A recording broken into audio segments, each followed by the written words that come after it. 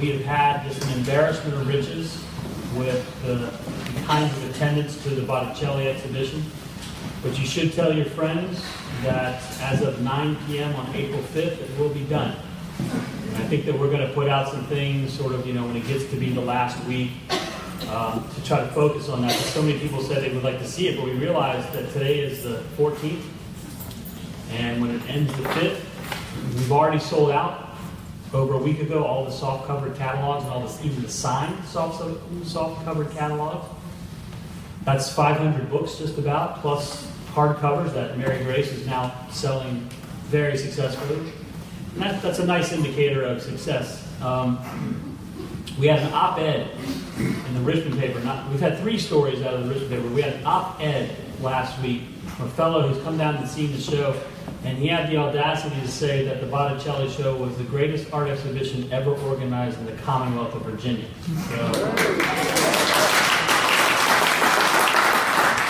I can make up things and delude myself all the time, but when they write it down, The other great thing last week was on Friday afternoon, an article came out on one of the greatest of the art websites called Artsy.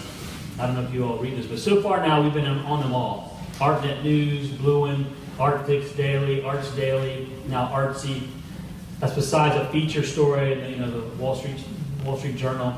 So like I said, it's just been an embarrassment of riches. But as a result, this Artsy article, it was very interesting because I thought it was very, very well done. And if anybody can go to it and read it, there is a bit of disclosure in there that the woman who's an editor at Artsy was an intern of ours who graduated in 2011. And when I forwarded this to everybody on the staff, I said, well, I guess it does behoove us to treat them well when they're here. So they'll be running the world soon when it comes to the message out there. But it was a fantastic sort of punch in the arm. And as a result, I've been getting things from all over the world, people congratulating us, and it's just been sort of just impossible. But we couldn't do any of this without you all's support, without the support of our board, with the college, and without the support of places like MCB Foundation and VCU. There's no one here tonight to talk about them, but we can't thank them enough for the underwriting and support of this program. The topics in architecture, usually called First Tuesdays.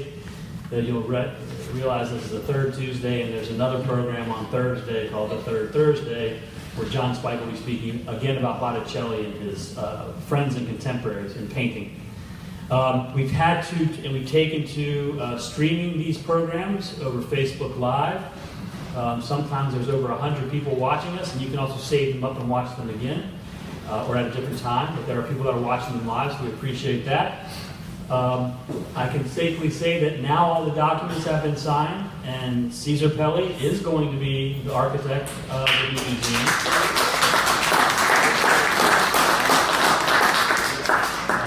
Jerry Howe, who's on our board, is head of the buildings committee, and as you know, David is not only on the board as well, but he's chair of the campaign committee. And I know we have several other board members here tonight, so thank them as well. They've been involved for a long time.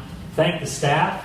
I mean, the staff has just been so fantastic when you have things every night of the week, every night, on every weekend. Staff is working on the weekends and working at night. The guards are fantastic. We've had nothing but so positive experience with the Botticelli. And I'll leave you with this before David comes up and talks to you about Frank Lloyd Wright. We are ahead in Leonardo right now. We're finishing up. As on Friday, we're going to do a little point and see where we are. Attendance is not everything. It's maybe not even much of anything, but it is an indicator of something. So when you have people writing you, telling you that they've been so moved in the galleries and can't believe how beautiful these things are, we're just so gratified and proud that our university is befitting, bringing an exhibition of this stature and quality to our community that we just can't imagine. Where it gets to be difficult is when people start asking what we're going to do next. It doesn't mean next like 3 weeks, 4 weeks from now next, but next on this scale. And so you know what? I'm going to be quiet about that for a while because we are planning things for when the new museum opens, and we hope to intrigue everybody with big ambitious things then. So thank you all so very much. Remember to thank MCB Foundation and VCU. Put on your calendar, first Saturday in May is Wine and Run for the Roses wine auction event on Derby Day. That's our big tented fundraiser out front. And the second day after that is the Bluegrass Blues and Brews, which is a community engagement day in the same tent out front. Fantastic food and fantastic time, and you'll start getting emails about it. But David, I don't want to keep you back from your handouts here, so I need to get my copy, but thank you so much.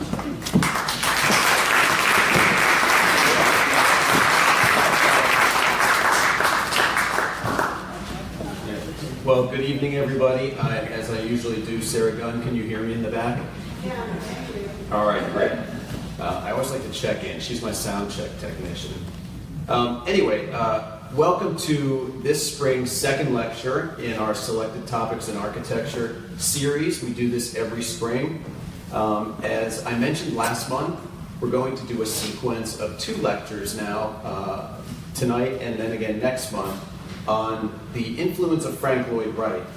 Tonight I'm going to discuss the influence he had on a number of architects that were working in the suburbs of Sydney, Australia in the 1950s and 1960s, and that's part of the reason why you have this handout.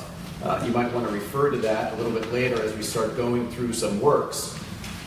But then next month, on April 11th, Professor Ed Peace of William & Mary will be here to look at an aspect of Wright's influence domestically, and in particular on the work of the American architect E. Jones and his acclaimed Thorn Crown Chapel and some of his other works.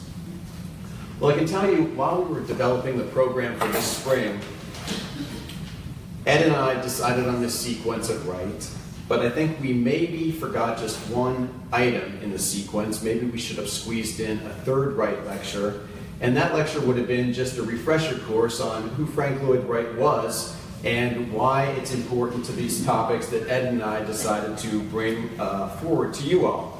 And so we're going to start tonight just reviewing a bit about the work of Frank Lloyd Wright as it pertains to tonight's conversation.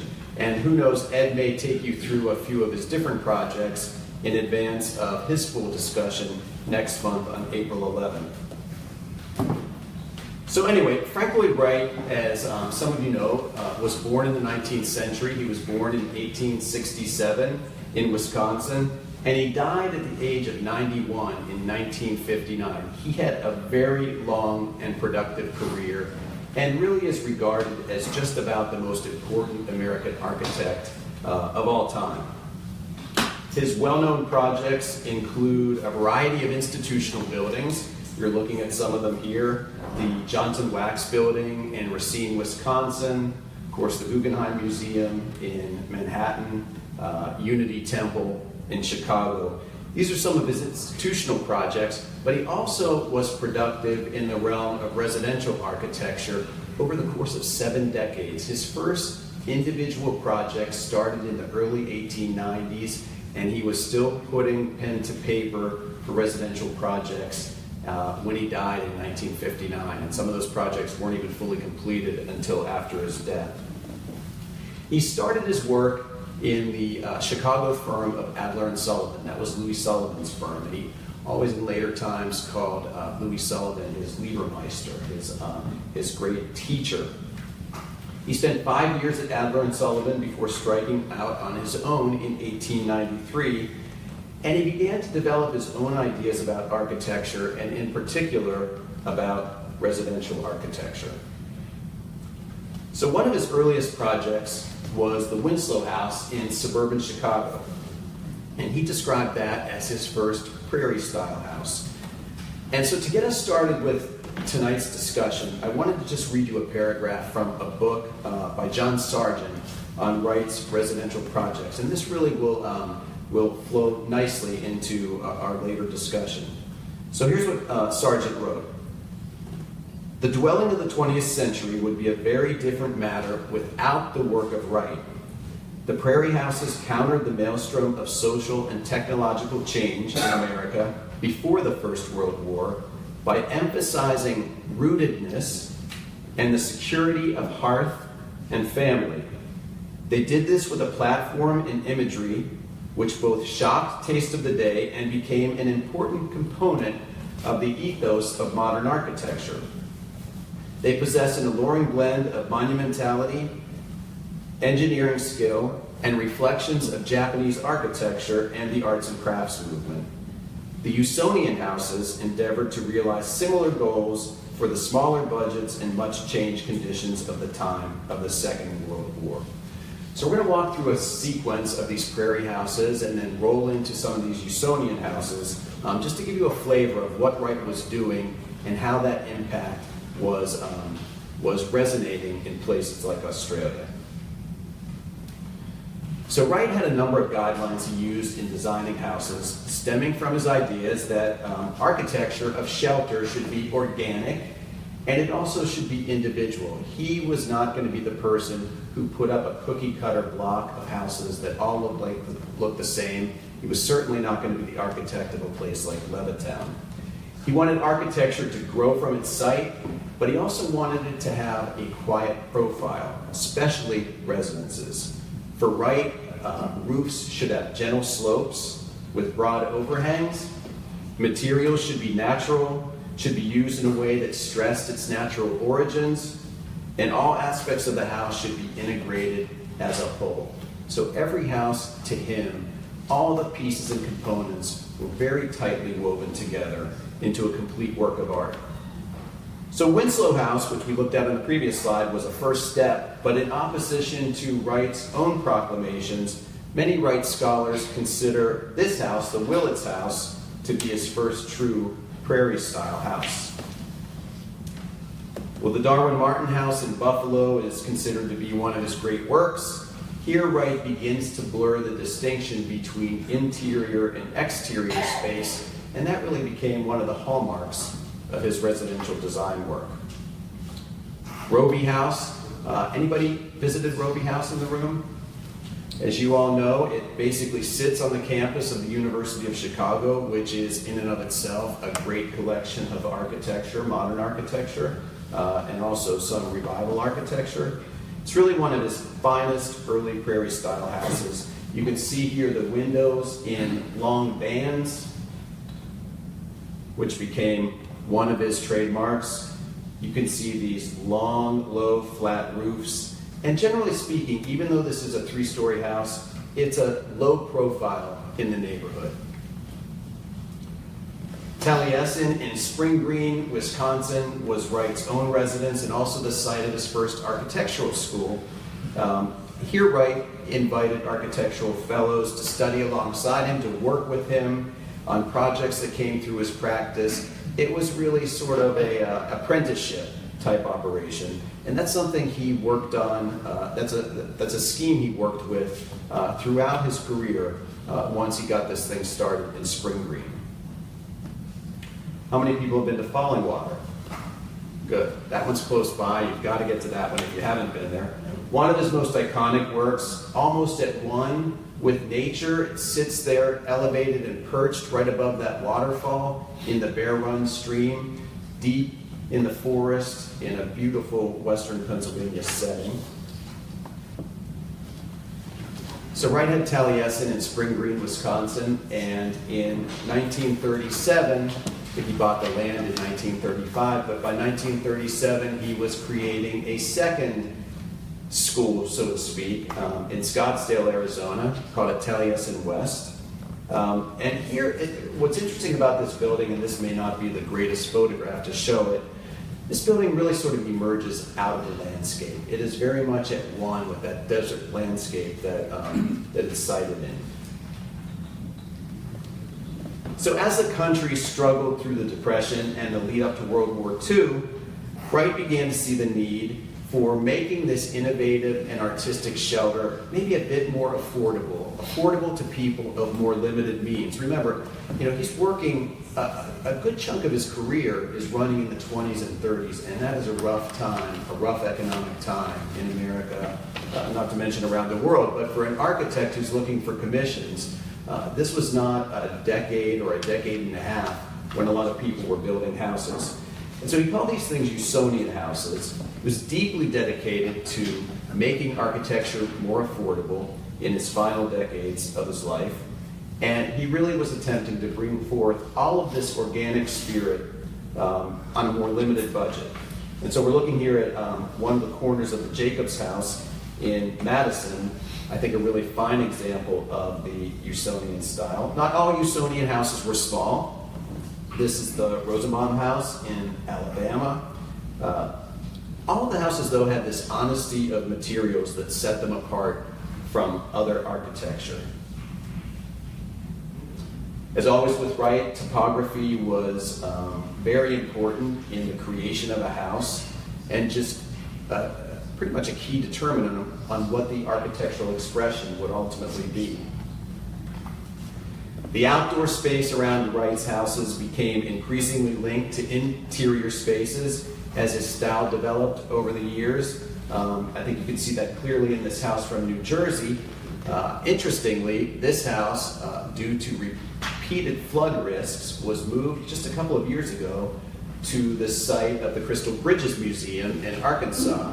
Reconstructed, beautifully restored. This is it at Crystal Bridges. You're looking at it. So if you're ever in Arkansas visiting that fine museum, you'll get to spend a half day in this building as well. And then even in one of Wright's last projects, he continued to underscore the match of materials to the site.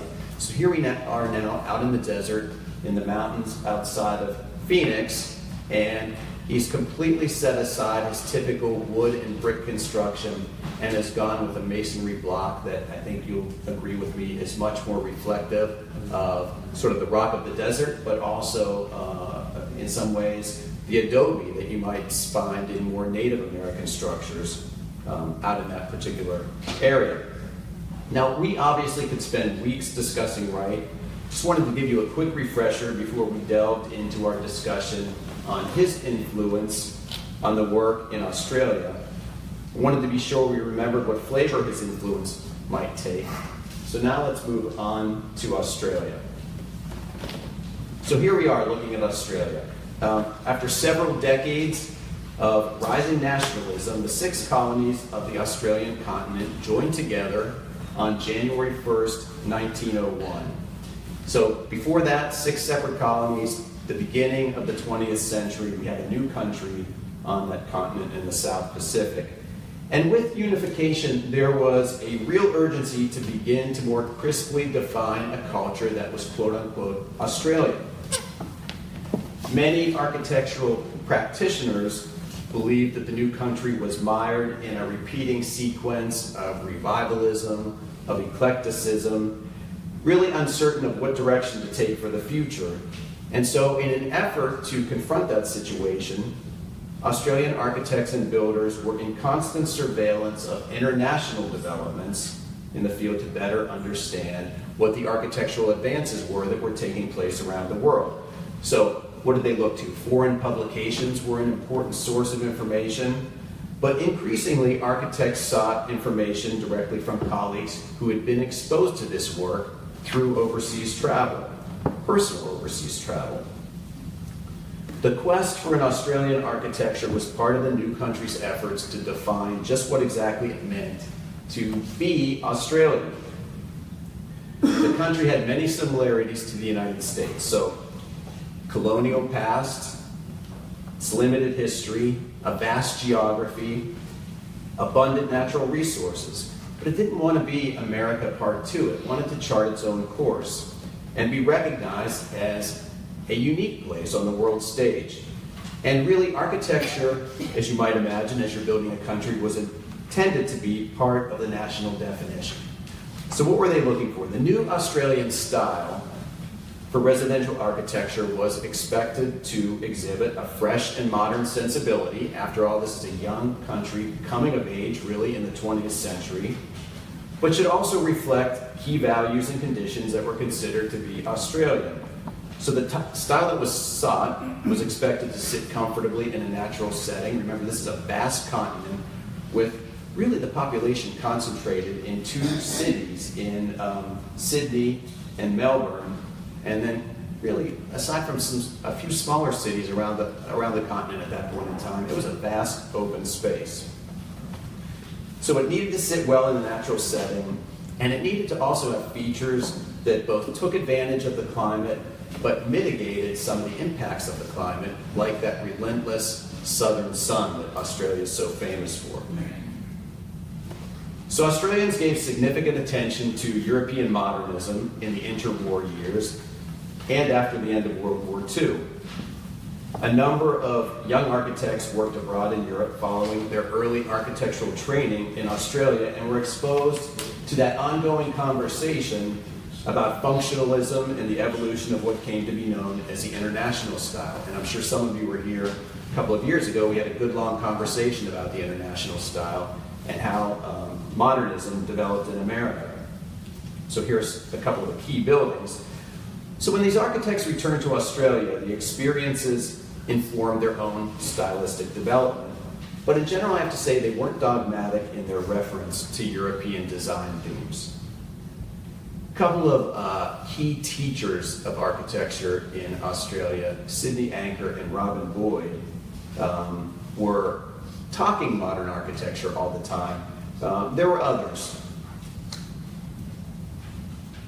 So the first architect to fully embrace the functionalist international style in its most pure sense, and really to land it on Australian shores, was a gentleman named Harry Seidler. So here you're seeing Harry on the right, and Walter Gropius on the left, on a visit by Gropius to Australia in 1954. Well, Seidler was born in 1923, and his family escaped the Nazi occupation of Austria and eventually settled in Australia. But before getting there himself, Seidler took a bit of a detour. He earned an architecture degree in Canada. He then went on to the Harvard Graduate School of Design, where he studied under both Walter Gropius and Marcel Breuer until about 1946. Afterward, he worked in Breuer's New York office until 1948. And then, interestingly, he detoured to South America on his way back to Australia in 1948 and spent 4 months in the office of, guess who, Oscar Niemeyer in Rio de Janeiro.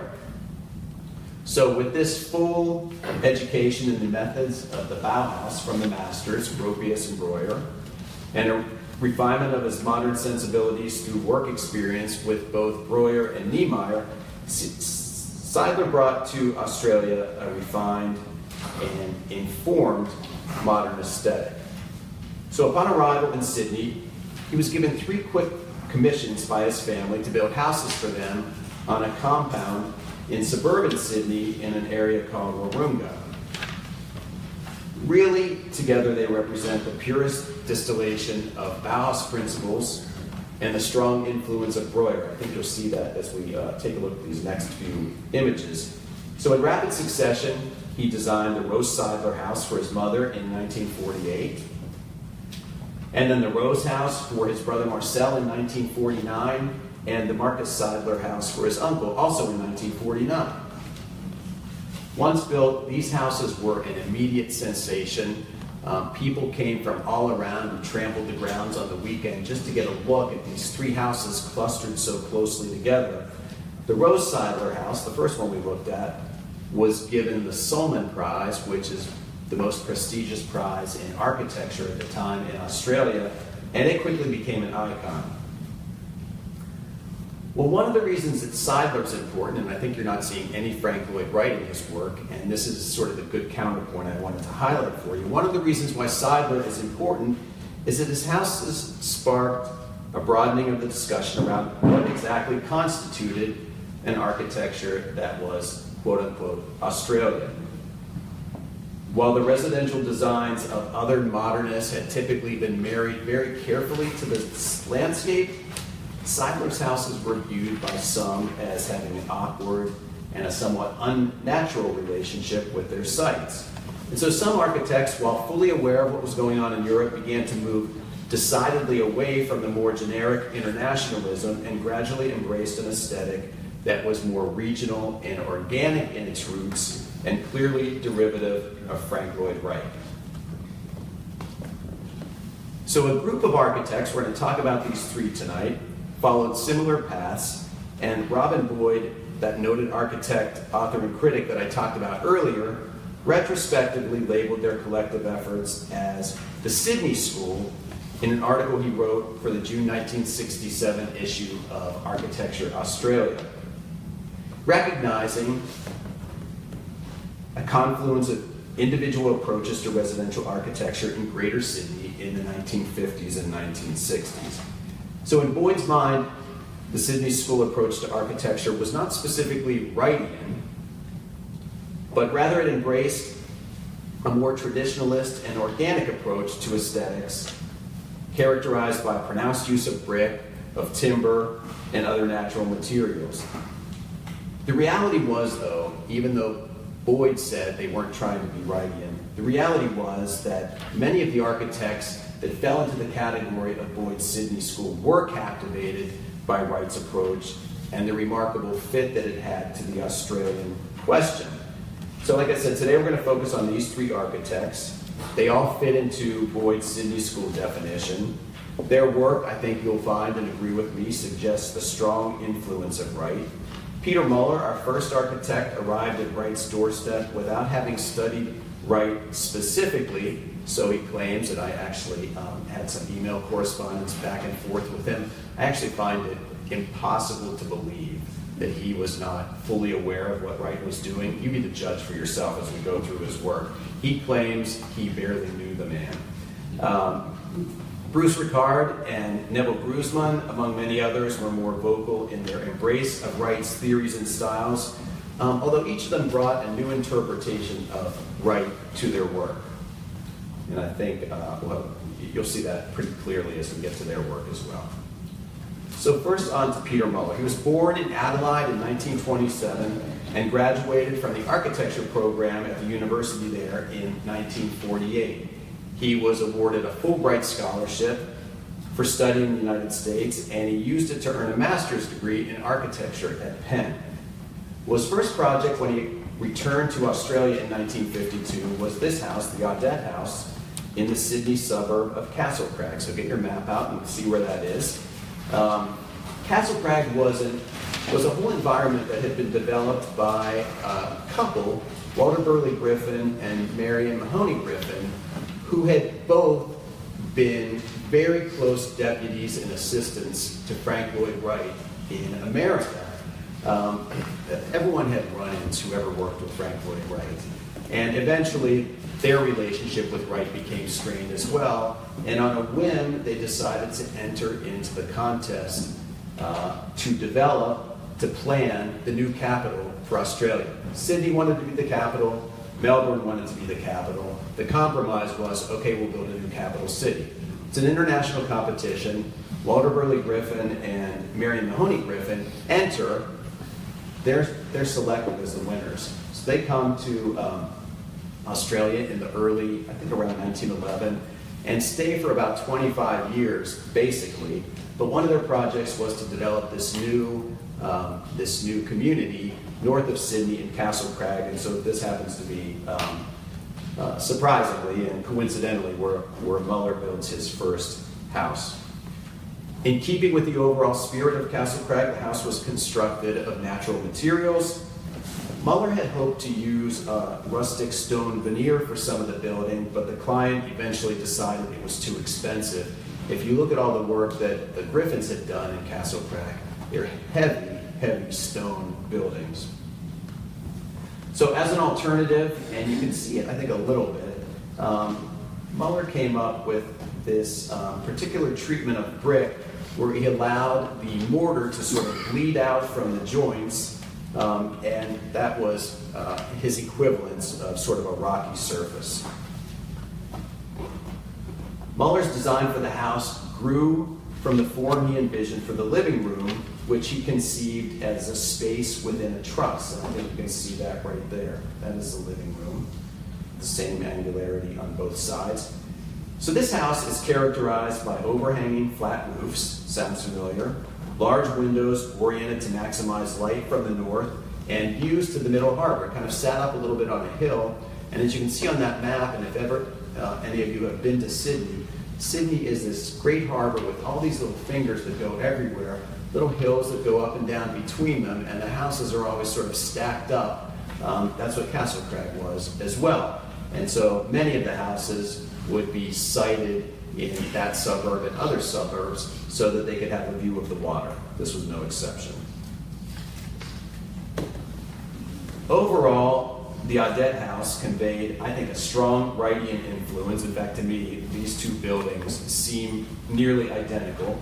They have exposed timber trusses, angled entry masonry, I think strikingly similar, but of course Muller contends he knew nothing about Frank Lloyd Wright.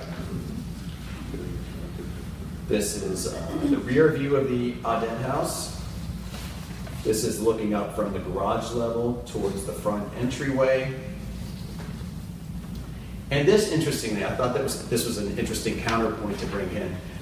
This is a Wrightian house. In fact, it was sold a few years ago as the most Frank Lloyd Wright house in the state of Georgia.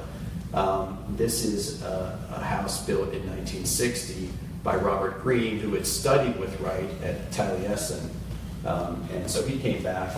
But I mean, when you look at this, people are getting a lot of the same signals, right, from Wright as they look at his work and are emulating him in very similar ways on multiple continents. Well, Muller's next residential project was a house for his family on Banya Road in Whale Beach, which was completed in 1954. And the design for this house was driven by the site, which became Muller's philosophy moving forward as he designed homes. The main part of the house is this L shape, and then there was a covered walk that got you out to this separate building, which was his office. There's a lot of cantilevering of these roof levels. The boundary between inside and outside was essentially erased through the use of large areas of floor-to-ceiling plate glass and mitered glass corners, in fact, to make the corners sort of disappear. And Muller incorporated, even believe it or not, a rock outcrop into the main living space, which served to emphasize the natural setting. So let's take a look at a few of these pictures. This is looking up at the bedroom wing from down below. This is his living room, as you can see that rock incorporated inside in the living room. This is his study, that building that's sort of separated from the main building, and I think that's probably Muller in there working. This is looking down from street level at the intersection of all the roof planes and the covered walkways.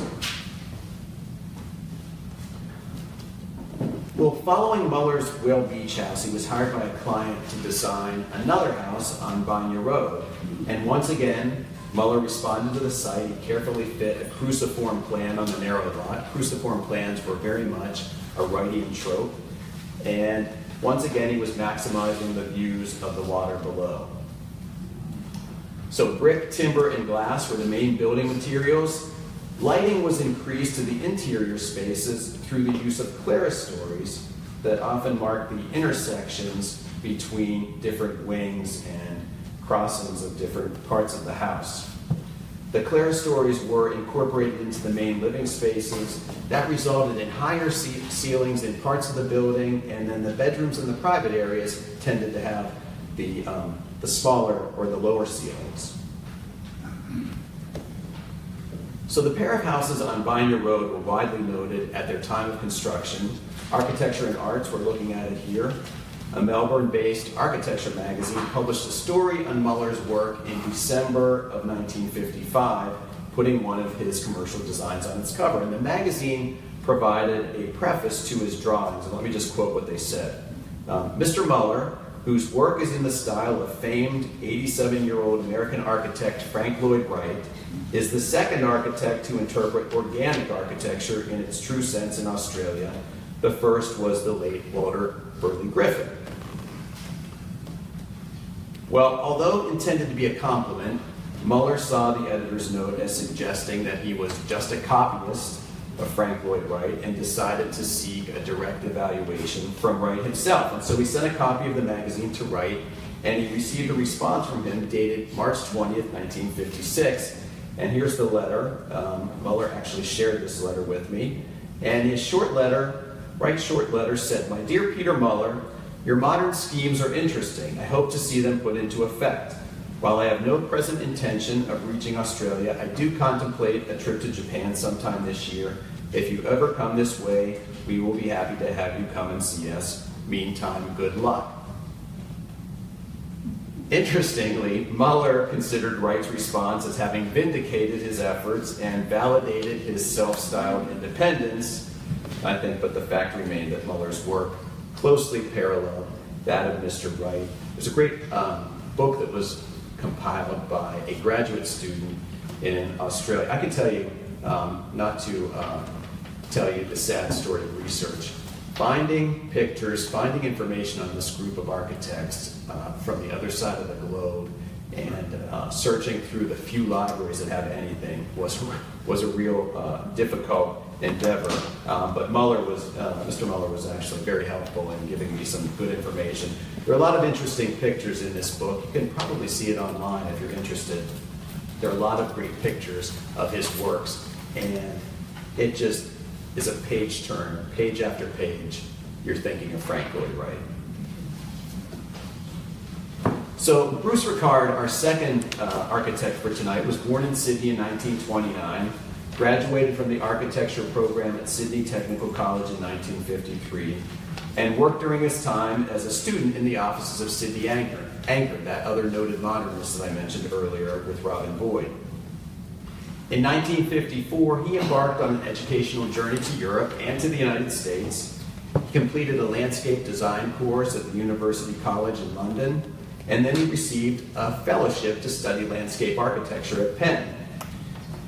Well, while in the United States, Ricard traveled and took advantage of the opportunity to see important architectural landmarks, but he really was sort of enamored of Wright, and he focused on Wright. He saw Falling Water, he saw Taliesin West.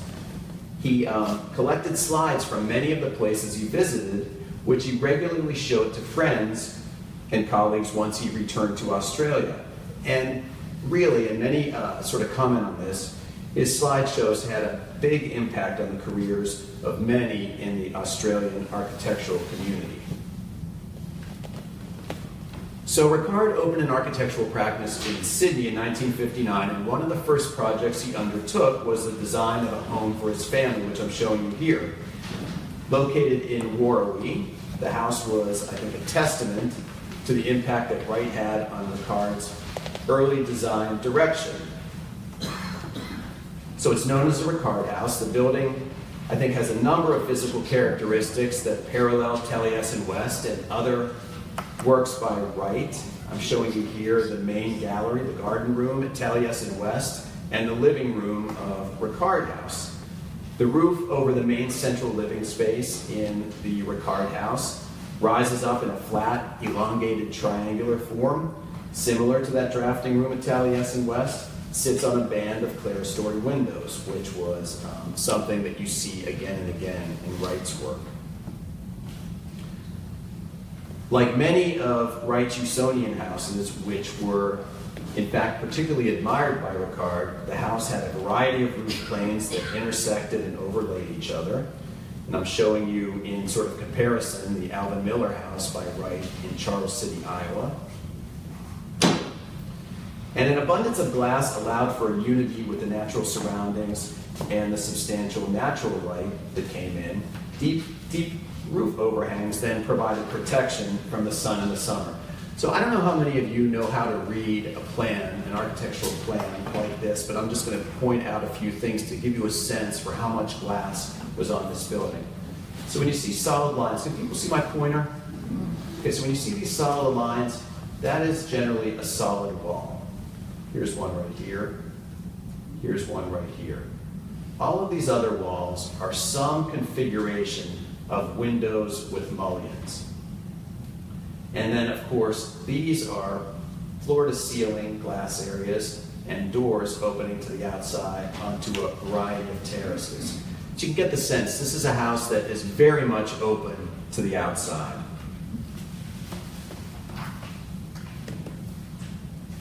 Well, the house was constructed of stone, timber, and concrete, and the materials were used abundantly on both the exterior and the interior walls, which firmly anchored this building to its site, and, like I said, erased some of the distinction between the outside and the inside. Now, on the back of your map, there are a number of images that are from this house.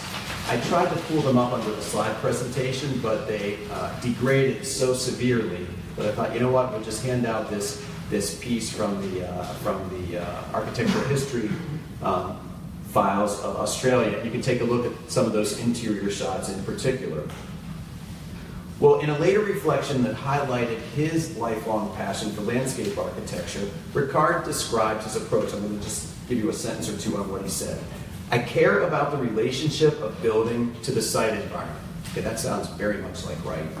My approach is to integrate the building with the site, for the building to reflect and emphasize in form, materials, and color the dominant character of the site environment.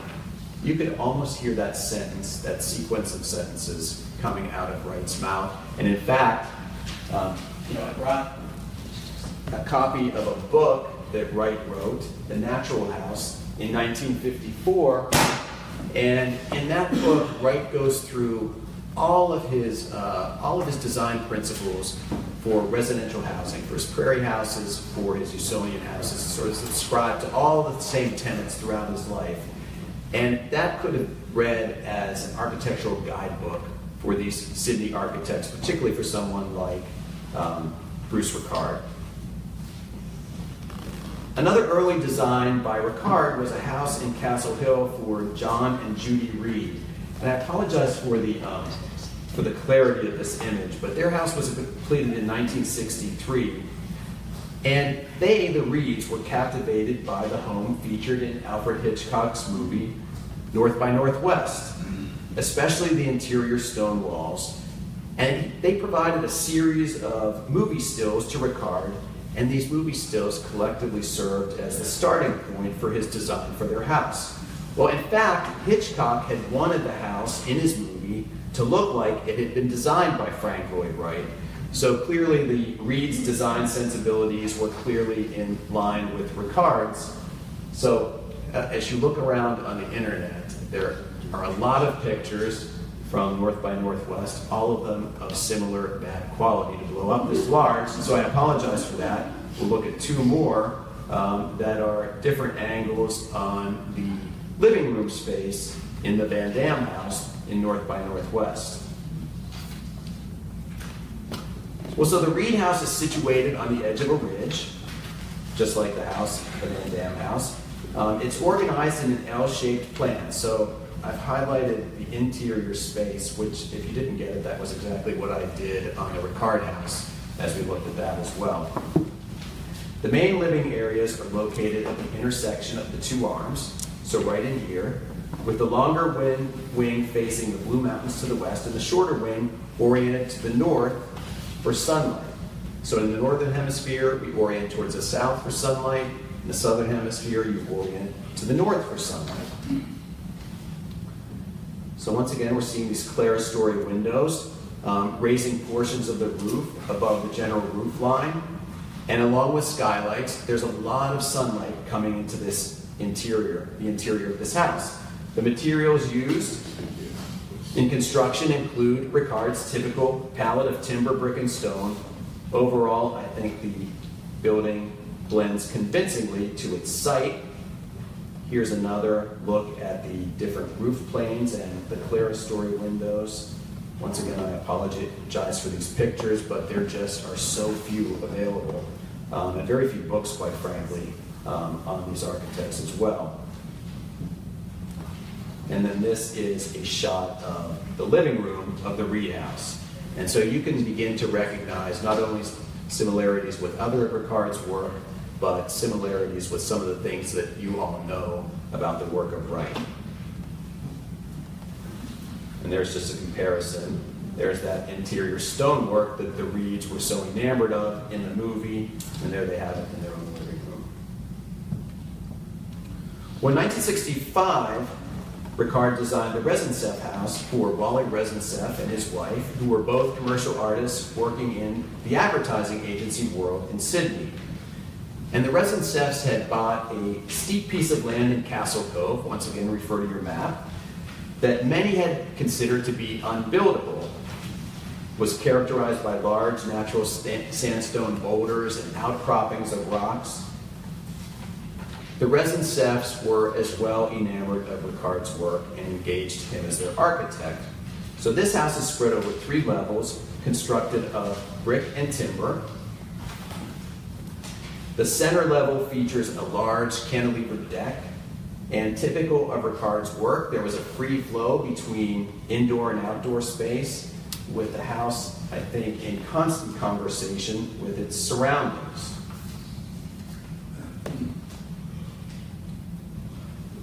Ricard focused on residential architecture throughout his career. I just wanted to put up a house that was a Wright house in Bloomfield Hills, also very much a Usonian flavor, which I think bears a lot of similarity, once again, to this particular house by Ricard. Well, Ricard's early design staked him, I think, as nearly an Australian branch of the Taliesin Fellowship, but his approach incorporated significant differences that also set him apart from Wright. His designs were more open to the outdoors, were less embracing and enclosing than Wright's were, and some say maybe represented an approach that was a bit more optimistic than Wright's approach was. His designs were driven as much by the site as Wright's were, but they always had a northern orientation and incorporated, in Ricard's work, incorporated carefully calculated roof overhangs designed to admit light in the winter, but to make sure it modulated the light that came in the summer. Well, our last architect tonight is Neville Grousman. He was born in Sydney in 1925 and studied architecture at the University of Sydney, exploring the work of Le Corbusier and Mies van der Rohe. And after his graduation, of course, with those two as sort of real role models for him, he set off to Europe with a friend and visited many important architectural sites. And when he returned, he set up an architectural practice in Sydney. Well, in 1955, Grousman went to Japan for a 4.5-month visit. He was actually invited by the Japanese government and became one of the first Australian architects to visit Japan following the war. He spent time in all the typical places. He was in Tokyo, Kyoto, and Nara. And he was drawn, much like Wright was, to traditional Japanese architecture and gardens and design. His explorations included a visit to Wright's Imperial Hotel in Tokyo, where he marveled at the landmark and wrote that, he said this, "If ever space truly flowed and wrapped itself around its people, it was in the public rooms and gardens of this building." So for Grousman, overall the visit was transformational. He returned to Sydney anxious to put into practice the ideas he had developed on that Japanese trip and through his Japanese experiences. And so his first project on return was a house in the Sydney suburb of Middle Cove. The Goodman House and Grousman's design for it in 1956 reflected an architectural approach that had been transformed. Remember, this is the guy who went to Europe really seeking that modernist approach to architecture, and then he goes to Japan and he's changed. The construction was of dark stained brick and timber, and the northernmost corner of the roof of the house rose up like a pagoda. It was oriented toward the north to take full advantage of the sun, and the windows covered the entire northeast and northwest facades, which opened the house up to its very lush surroundings. Looking at it there from a different angle. And comparing it right here to another one of Wright's houses in Minnesota, the Elam House. Grousman's style would continue to evolve and be inflected with additional influences from Frank Lloyd Wright.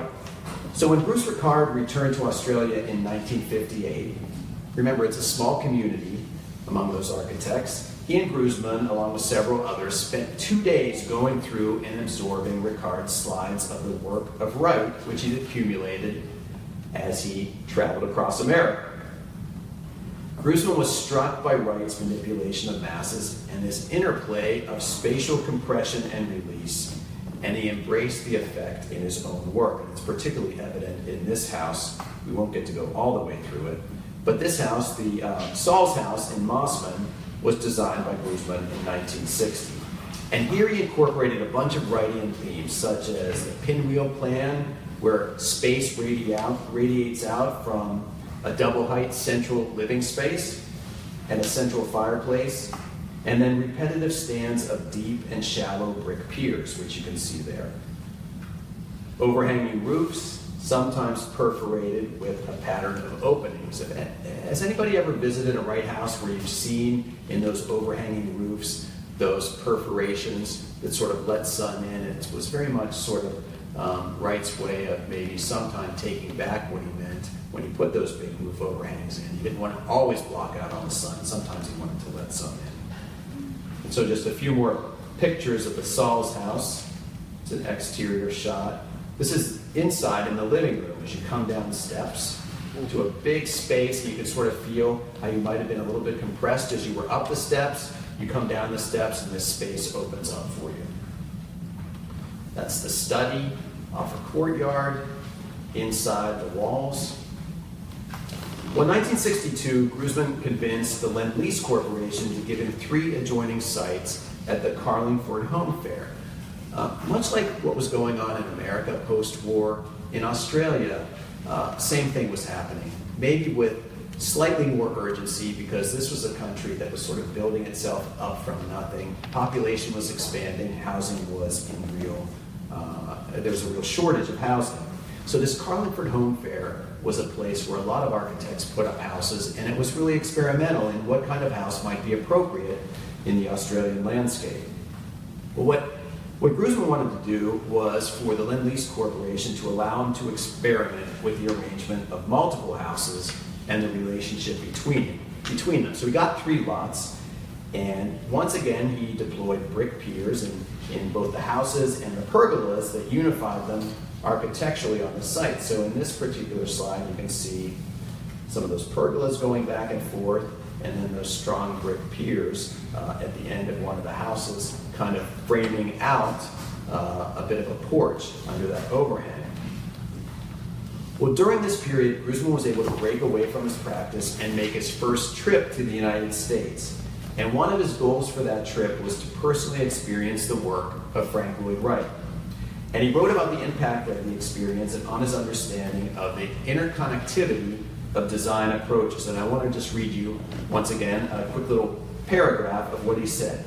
Wright's buildings revealed an incredible inventiveness, creativity, and pioneering quality. As with my Japanese experience, this trip had a powerful influence on my architectural thinking. What is notable is the Japanese architecture and that of Wright and Mies van der Rohe have elements in common. I've been influenced by all 3. So he's beginning to synthesize a bit. Well, a second trip to the United States followed in 1963 and was devoted to a further exploration of Wright's work. He traveled around, he visited Unity Temple, Falling Water, and houses in Oak Park and in California. And he said afterwards that he found the entire exercise, that whole visit, to be a quote-unquote revelation. Grusman's 1966 home for Sam Rosenberg in Turramura was a synthesis of the influences of Wright, Mies, and Japan. So essentially we're looking here at a glass pavilion raised up on the ground on thin concrete planes. Grusman's bringing together here, I think, 2 icons of 20th century architecture, Wright's Falling Water and Mies van der Rohe's Farnsworth House in Plano, Illinois. So here's Grusman's house in Turramura. The site included delicate gardens and ponds, arched bridge over a waterfall, right? Thinking about that waterfall at Falling Water. And then the zen of a Japanese garden. Wright, we didn't get much into it, but Wright was very much an aficionado of Japanese, all things Japanese, really. In fact, I don't know if you know David Lieberson. He's one of our board members here at the Muscarelle. Well, his parents started a Japanese print gallery in New York decades ago, and I remember his father telling me about one of the first big acquisitions they made, which was a collection, or part of the collection of Frank Lloyd Wright's woodblock prints. And he said the problem with with Wright's collections, where he occasionally would take license, and if a color was missing where he thought a color should be, sort of color in on those woodblock prints. So you really had to kind of work through them to make sure you weren't selling something that was tainted, although albeit tainted by somewhat of a master, right? Well, just in summary, while Frank Lloyd Wright never traveled to Australia, his work was known to architects there through a variety of means. Architectural publications were one source, but I think more important were the architects who traveled to America in the 1950s and 1960s and made it their mission to view and to understand his work. Wright's idea of an organic architecture had a particular resonance in a modernizing country that was seeking to uncover its architectural guideposts while preserving its natural heritage. I mean, natural is really the watchword in Australia. So in reality, the search that ultimately found Wright was a search for modern architectural expression and vocabulary. Different architects, we've looked at just 3 of them here tonight, but there are probably about 15 of them we could have included in this presentation, but different architects chose different paths, and the search for a modern and continually evolving architecture was in some ways no different than similar searches that were being conducted both here in the United States, but also in Europe. Not all architects embraced Wright or Wrightian forms and theories. Like America, and we discussed this a couple of years ago, there were regional and even sub-regional differences in how the question of modern architecture was actually answered. But in Sydney, I think there was a clear embrace of Wright and his approach to residential architecture among some architects. A number of these architects regularly expressed the primacy of site and the careful fit of architecture to that site. Standard Wright building features such as multi-planar flat roofs, steep roof overhangs, natural materials such as stone, timber, and brick, centrally located fireplaces, you're always seeing those in Wright buildings, plans that radiated out from those fireplaces, an abundance of windows and skylights, a generally tight fit of the building to the ground were broadly embraced, and quite frankly, they were all Wrightian. The controversial naming of what Robin Boyd did, a Sydney School of Architecture, was an attempt to group some architects into a Wrightian troupe, but there was really no central driving force behind any kind of a movement. Many of Wright's disciples that practiced residential architectural design in the greater Sydney area were more focused on their individual practices than they were in developing any kind of group dynamics or group thing. They clearly recognized similarities in their approaches to residential problems, clearly understood when their design style was parallel to a fellow practitioner. They were in dialogue, but in general they took from Wright the elements that fit best with their own design sensibilities. I think you'll agree with me, there is a common thread that comes through all of this, but the result in the end between these different architects was not generic. It was not necessarily Frank Lloyd Wright writ large, but it was Frank Lloyd Wright influencing their work. So thank you very much.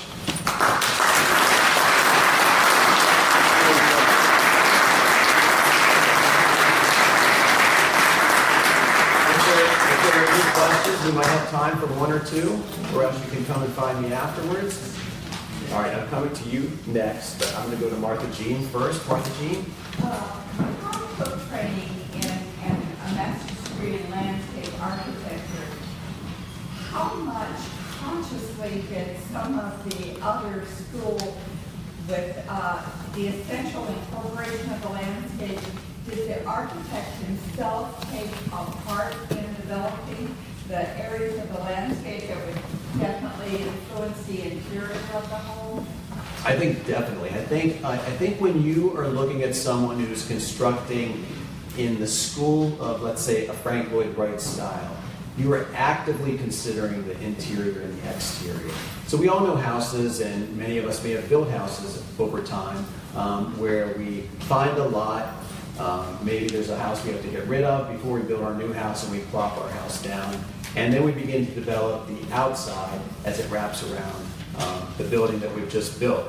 But I think when you're talking about these Australian practitioners who were so concerned about the natural surroundings, and clearly when you're talking about Wright, you were talking about a house that has both an inside experience and an outside experience. Wright houses often have many terraces that are radiating out in different directions, so very much a consideration. And for someone studying architecture that wants to practice in a way that Frank Lloyd Wright was building residential houses, studying maybe even in the degree program, landscape architecture is a perfect fit.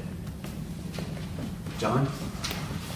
David, there are many stories told by the inhabitants of Frank Lloyd Wright houses about quirks and impracticalities. Did you come across any such stories from the people who lived in these houses? No, but I think it's really interesting what you bring up.